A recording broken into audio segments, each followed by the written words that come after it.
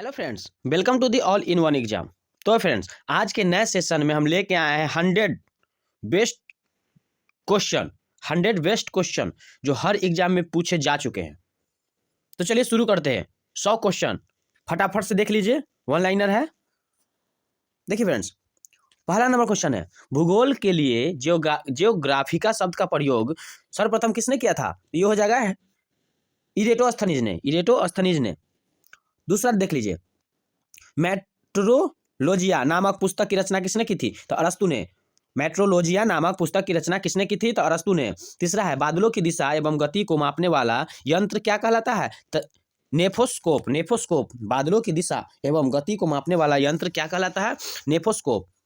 चौथा है, ओपिसोमीटर का प्रयोग किया ओपिसोमीटर का प्रयोग क्या किसमें जाता है? मतलब किया जाता है किसमें? दूरी मापन में किया जाता है ओपिसोमीटर का प्रयोग। उच्च तापमान का मापन हेतु किस उपकरण का प्रयोग किया जाता है? तो ये हो जाएगा आपका पायरोमीटर का उपयोग किया जाता है। मानचित्र में वे रेखाएं जहां दाब सम हो क्या कहलाती है? तो समदाब रेखा। मानचित्र में वो रेखाएं जहां दाब सम हो क्या कहलाती है? तो समदाब रेखा कहलाती है। अगला देखिए, मानचित्र पर वर्षा का वितरण दिखने के लिए किस रेखा का प्रयोग किया जाता है? तो ये हो जाएगा आइसोहाइट। मानचित्र पर वर्षा का वितरण दिखने के लिए किस रेखा का प्रयोग किया जाता है? तो ये हो जाएगा आइसोहाइट। अगला देखिए, सूर्य और पृथ्वी के मध्य अधिकतम दूरी क्या होती है? तो 4 जुलाई को होती है। सूर्य और पृथ्वी के मध्य अधिकतम दूरी क्या होती है? तो 4 जुलाई को होती है। अगला देखिए, ओलिम्पस मोन्स सबसे बड़ा ज्वालामुखी कहाँ पर है? तो ये मंगल पे है। मोन्स सबसे बड़ा ज्वालामुखी कहाँ पे है? तो ये हो जाएगा आपका मंगल पे है। अगला देख लीजिए, सूर्य प्रकाश धरती पर पहुंचने में कितने मिनट लेता है? तो ये हो जाएगा आपका 8.3 मिनट लेता है। सूर्य प्रकाश धरती पर पहुंचने में कितने मिनट लेता है? 8.3 मिनट लेता है। चलिए आगे देखते हैं। नॉर्वे में रात्रि के समय सूर्य कब दिखाई देता है? तो 21 जून को। नॉर्वे में रात्रि के समय सूर्य कब दिखाई देता है? तो 21 जून को। किस गैस की उपस्थिति के कारण वरुण ग्रह हरे रंग का दिखाई देता है? तो ये हो जाएगा आपका मेथेन गैस वरुण ग्रह पे बहुत ज्यादा होता है। चलिए आगे देखते हैं। पृथ्वी का कुल द्रव्यमान की लगभग कितना प्रतिशत मेटल में पाया जाता है? पृथ्वी का कुल द्रव्यमान का लगभग कितना प्रतिशत मेटल में पाया जाता है? तो ये हो जाएगा 78%, 68%। अगला देख लीजिए, पृथ्वी के 3 सेकेंडरी परतों में ऊपर से दूसरी परत का नाम क्या है? तो हो जाएगा सीमा। ऊपर से दूसरी परत का नाम हो जाएगा सीमा। यह सियाल, सीमा और नीफ है। 3 परत होते हैं, इसमें से दूसरी जो है जो सीमा है। अगला देख लीजिए, पृथ्वी के उत्तरी ध्रुव एवं दक्षिणी ध्रुव को मिलाने वाली रेखा को क्या कहलाता है? देशांतर रेखा। पृथ्वी के ऊपरी ध्रुव और दक्षिणी ध्रुव को मिलाने वाली रेखा देशांतर रेखा कहलाती है। देशांतर की संख्या कितनी है? देशांतर रेखा की संख्या कितनी है? तो ये हो जाएगा आपका 360। देशांतर रेखा की संख्या कितनी है? तो ये हो जाएगा आपका 360। अगला क्वेश्चन देख लीजिए, एक देशांतर को पार करने में 2 स्थानों की स्थानीय समय के बीच का अंतर क्या होता है? तो ये हो जाएगा 4। अगला देख लीजिए, अंटार्कटिका महाद्वीप का सर्वोच्च पर्वत शिखर कौन सा है? तो ये हो जाएगा आपका ग्रेट बियर झील हो जाएगा। अगला देख लीजिए, अफ्रीका महाद्वीप का सबसे बड़ी झील कौन सी है? तो ये हो जाएगा आपका विक्टोरिया। अफ्रीका महाद्वीप का सबसे बड़ी झील कौन सी है? विक्टोरिया। अगला देखिए, जावा और सुमात्रा द्वीप किस देश में है? तो ये हो जाएगा इंडोनेशिया। जावा और सुमात्रा द्वीप किस देश में है? तो ये हो जाएगा इंडोनेशिया। प्लेट विवर्तनी की सिद्धांत किस वर्ष प्रस्तुत किया गया? तो ये हो जाएगा 1960। प्लेट विवर्तनी सिद्धांत किस वर्ष प्रस्तुत किया गया? तो 1960। जलमग्न कैनियन सर्वाधिक संख्या में किस महासागर में है? तो ये हो जाएगा आपका प्रशांत महासागर, राइट आंसर। अगला देखिए, गंभीर सागरीय मैदान का सर्वाधिक विस्तार किस महासागर में पाया जाता है? तो ये हो जाएगा आपका प्रशांत महासागर। अगला देखिए, कोयला किस चट्टान में पाया जाता है? तो कोयला हो जाएगा आपका परतदार चट्टान में। कोयला किस चट्टान में पाया जाता है? तो परतदार चट्टान में पाया जाता है। अगला देखिए, डेक्कन ट्रैप सेल समूह किसके कारण बना है? तो डेक्कन ट्रैप सेल समूह किसके कारण बना है? तो यह जगह पूर्व बेसाल्ट उदार के कारण। अगला देखिए, अंतःसागरीय भूकंपों द्वारा उत्पन्न समुद्री लहरों को क्या कहा जाता है? तो यह हो जाएगा सुनामी। अंतःसागरीय भूकंपों द्वारा उत्पन्न समुद्री लहरों को क्या कहा जाता है? तो ये हो जाएगा आपका सुनामी। किस ज्वालामुखी में उदार होते रहते हैं? तो ये उदार होते रहते हो जाएगा आपका जागृत ज्वालामुखी। किस ज्वालामुखी में उदार होते रहते हैं? तो ये हो जाएगा आपका जागृत ज्वालामुखी। अगला देखिए, विश्व का सर्वाधिक ज्वालामुखी वाला क्षेत्र कौन सा है? तो ज्वालामुखी सबसे ज्यादा होता है फिलिपाइन द्वीप समूह पर। फिलिपाइन द्वीप समूह पर सबसे ज्यादा ज्वालामुखी होता है। अगला देखिए, हिमालय की उत्पत्ति किस भूतंत्री से हुई है? तो ये हो जाएगा आपका टेथिस से हुई है। अगला देखिए, विश्व की सबसे लंबी पर्वतमाला कौन सी है? तो विश्व के सबसे लंबी पर्वतमाला हो जाएगी एंडीज पर्वतमाला। विश्व के सबसे लंबी पर्वतमाला एंडीज पर्वतमाला। अगला देखिए, विश्व के सबसे लंबी पर्वतमाला एंडीज हो गया। और नेक्स्ट है, नदी के अपरदन से बनी स्थलाकृति क्या होती है? ये होती है गर्ज। नदी के अपरदन से बनी स्थलाकृति क्या होती है? तो ये होती है गर्ज।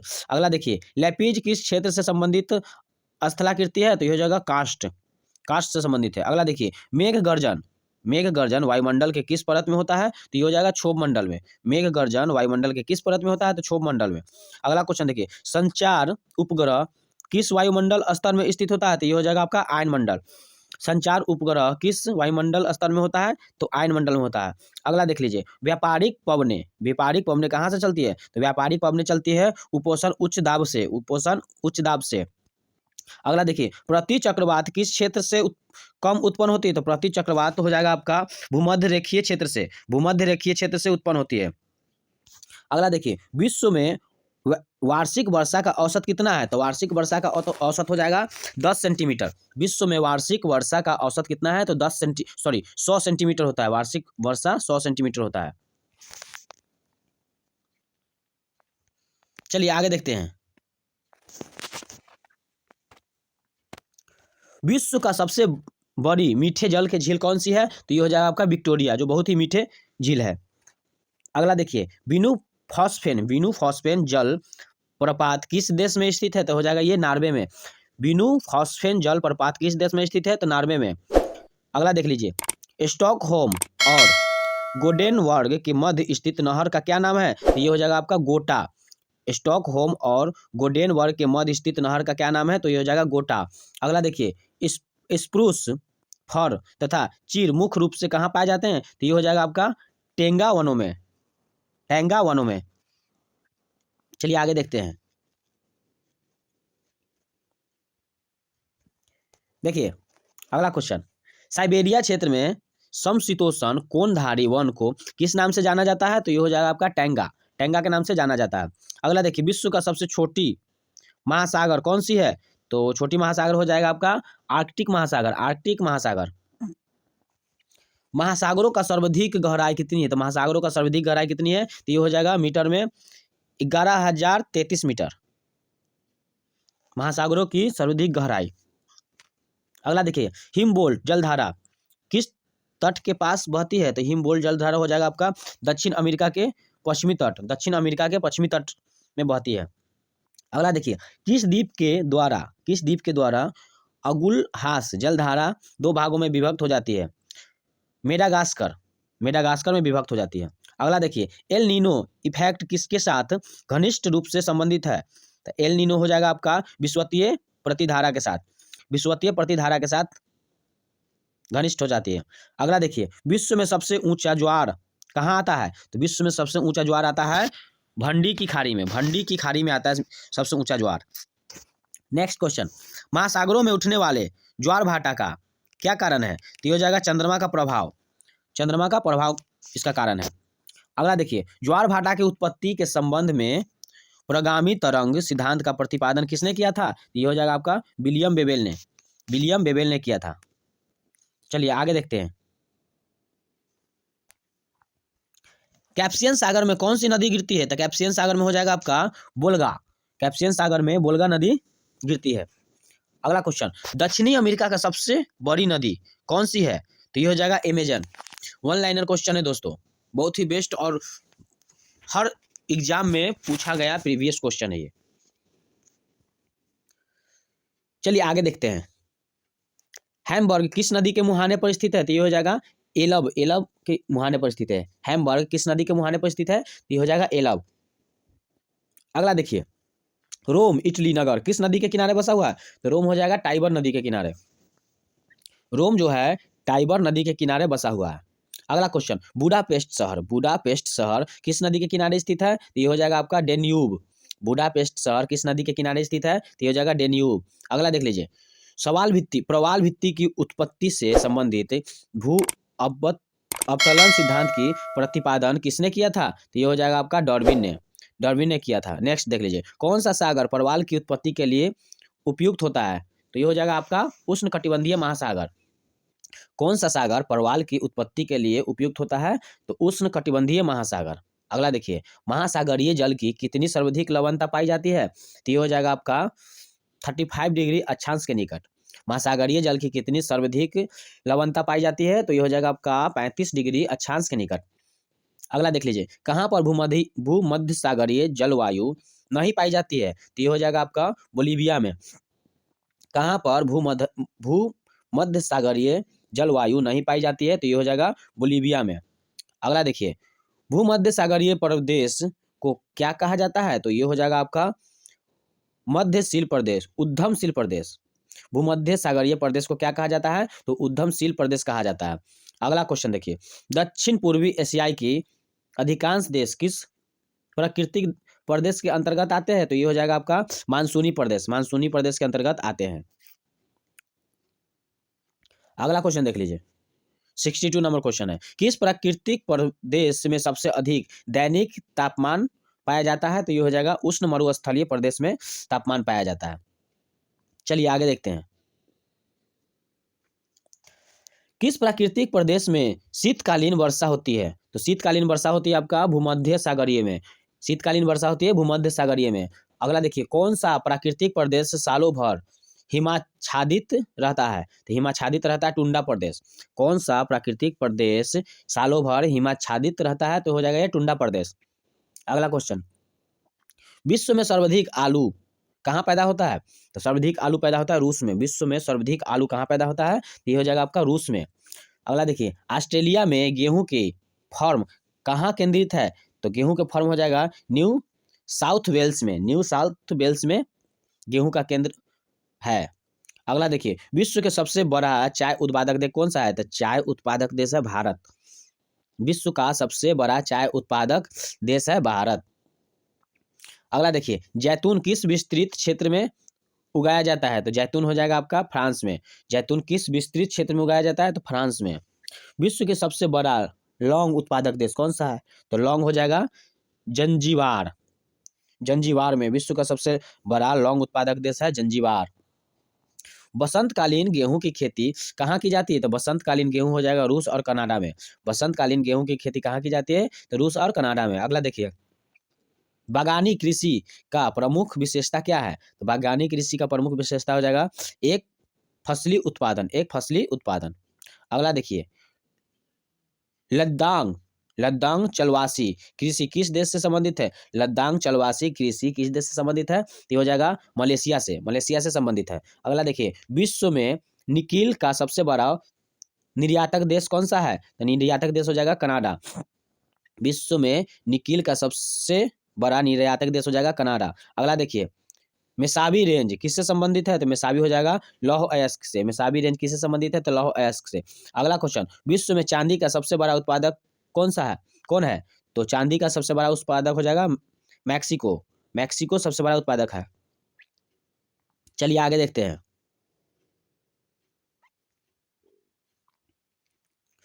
मुंबई से कहाँ जाने के लिए स्वेज नहर जल मार्ग से होकर नहीं गुजरना पड़ेगा? तो ये हो जाएगा आपका स्वेज नहर। अगला देखिए, महाद्वीपों के कुल क्षेत्रफल का कितना प्रतिशत भाग अधिवास योग्य एक्यूमीन है? तो ये हो जाएगा आपका 55% से 60% तक। अगला देखिए, विश्व में जनसंख्या की सर्वाधिक भार कहाँ पाया जाता है? तो एशिया में। विश्व में जनसंख्या का सर्वाधिक भार कहाँ पाया जाता है? तो ये हो जाएगा एशिया में। अगला क्वेश्चन, एक अनुमान के अनुसार विश्व का 70% आबादी किस वर्ष तक नगरों में सिमट जाएगी? तो ये हो जाएगा 2050। एक अनुमान के अनुसार विश्व के 70% आबादी किस वर्ष तक नगरों में सिमट जाएगी? तो ये हो जाएगा 2050 तक नगर में सिमट जाएगी। अगला देखिए, विश्व जनसंख्या दिवस कब मनाया जाता है? तो जनसंख्या 11 जुलाई को मनाया जाता है।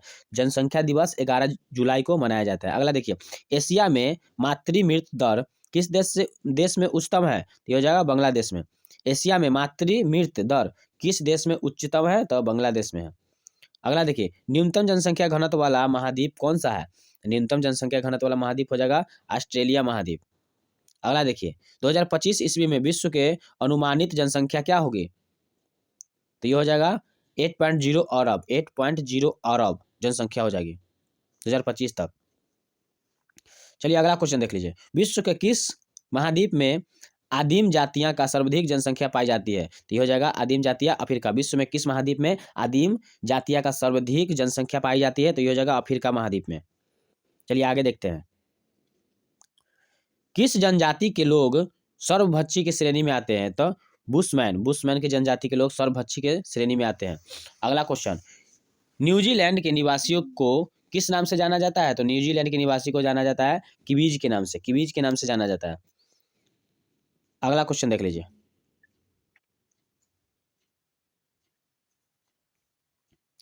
मलेशिया का प्राचीन नाम क्या है? तो मलेशिया का प्राचीन नाम हो जाएगा मलाया। मलेशिया का प्राचीन नाम हो जाएगा मलाया। अगला क्वेश्चन, किस देश का प्राचीन नाम पर्सिया है? तो किस देश का प्राचीन नाम पर्सिया है? तो ये हो जाएगा ईरान। ईरान का नाम पर्सिया है, प्राचीन नाम पर्सिया है। जाम्बिया का प्राचीन नाम क्या है? तो जाम्बिया का प्राचीन नाम हो जाएगा उत्तरी रेडेशिया। जाम्बिया का प्राचीन नाम हो जाएगा उत्तरी रेडेशिया। अगला देख लीजिए, सेकेंड न्यू फाउंडलैंड, सेकेंड न्यू फाउंडलैंड के नाम से कौन सा देश प्रसिद्ध है? तो ये हो जाएगा जापान। सेकेंड न्यू फाउंडलैंड के नाम से कौन सा देश प्रसिद्ध है? तो ये हो जाएगा जापान। किस देश को वनों का देश कहा जाता है? तो वनों का देश कहा जाता है कांगो प्रजातांत्रिक गणतंत्र। किस देश को वनों का देश कहा जाता है? तो कांगो प्रजातांत्रिक गणतंत्र। अगला देखिए, स्वर्णिम पैगोडा का देश के नाम से कौन सा देश जाना जाता है? तो ये हो जाएगा आपका म्यांमार जाना जाता है। स्वर्णिम पैगोडा के देश के नाम से कौन सा देश जाना जाता है? तो हो जाएगा म्यांमार। अगला देखिए, हजार झीलों की भूमि के नाम से कौन प्रसिद्ध है? तो हजार झीलों की भूमि के नाम से हो जाएगा आपका फिनलैंड प्रसिद्ध है। हजार भूमि के झीलों के नाम से फिनलैंड प्रसिद्ध है। अगला देखिए, श्वेत पेरिल गणतंत्र के नाम से कौन सा देश जाना जाता है? तो श्वेत पेरिल गणतंत्र के नाम से जाना जाता है बेलारूस को। अगला क्वेश्चन, मलेशिया की सिलिकॉन घाटी किसे कही जाती है? तो मलेशिया की सिलिकॉन घाटी हो जाएगा पेनोंग। मलेशिया की सिलिकॉन घाटी हो जाएगा पेनोंग को कहा जाता है। चलिए आगे देखते हैं, ग्रेट व्हाइट वे तथा ब्रॉडवे के नाम से कौन सा नगर जाना जाता है? तो ये हो जाएगा आपका ग्रेट व्हाइट वे, और ब्रॉडवे के नाम से हो जाएगा न्यूयॉर्क जाना जाता है। अगला देखिए, क्वेकर सिटी के उपनाम से कौन सा नगर जाना जाता है? तो क्वेकर सिटी के उपनाम से जाना जाता है फिलाडेल्फिया जाना जाता है। अगला देखिए, किसे भारत की सिलिकॉन घाटी कही जाती है? तो सिलिकॉन घाटी कही जाती है बेंगलुरु को सिलिकॉन घाटी कही जाती है। अगला देखिए, स्पेन की मुंबई का नाम से कौन प्रसिद्ध है? तो ये हो जाएगा सर्बिलोना। स्पेन की मुंबई के नाम से कौन प्रसिद्ध है? तो ये हो जाएगा आपका सर्बिलोना। अगला क्वेश्चन, सर्वाधिक संख्या में मरुस्थल देश किस महाद्वीप में है? तो ये हो जाएगा आपका अफ्रीका महाद्वीप में। तो चलिए फ्रेंड्स, आज के सेशन में इतना ही। 100 क्वेश्चन जीके क्वेश्चन के सेशन में बस इतना ही। मिलते हैं अगले सेशन में अगले टॉपिक के साथ। अगर आप इस चैनल पर नए हैं तो प्लीज़ लाइक और सब्सक्राइब जरूर कर लीजिएगा और बेल आइकन को दबाना ना भूलिएगा।